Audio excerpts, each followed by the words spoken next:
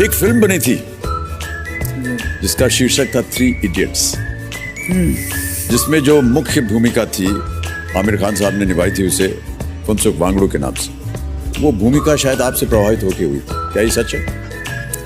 अब अगर आप कहें प्रभावित तो मैं ना नहीं कहूँगा। ज़्यादातर लोग कहते हैं वो आप पे बेस्ड है, तो मैं वो तो नहीं मानता कि वो बेस्ड है।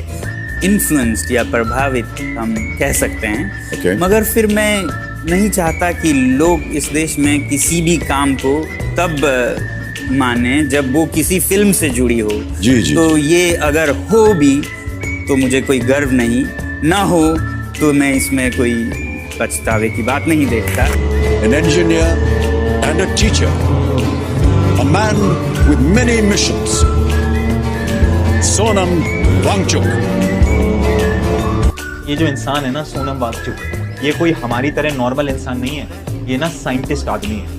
ये एक ऐसा इंसान है ना जिसने हमारे देश को बहुत कुछ दिया है, देश की आर्मी फोर्सेस को भी बहुत कुछ दिया है। इन्होंने लद्दाख के अंदर बहुत मदद करी है। इवन कुछ ऐसी डिस्कवरीज करी हैं जिसकी वजह से हमारी जो फोर्सेस हैं, जो हमारी आर्मी है, आज के समय पर वो कश्मीर जैसे ठंडे इलाकों में भी हमारी सिक्योरिटी कर पाती है।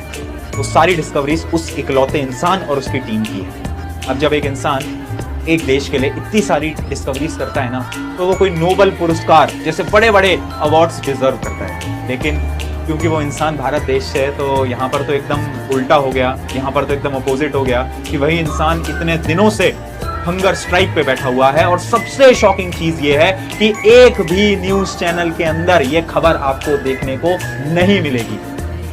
फिर हम बोलते हैं कि news channel is the fourth pillar of democracy. Rancho बहुत कम पैदा हो रहे हैं इस कंट्री में। क्यों? उस मॉडल की एजुकेशन ही नहीं। हम सोचना ही नहीं सिखाते अपने बच्चों को।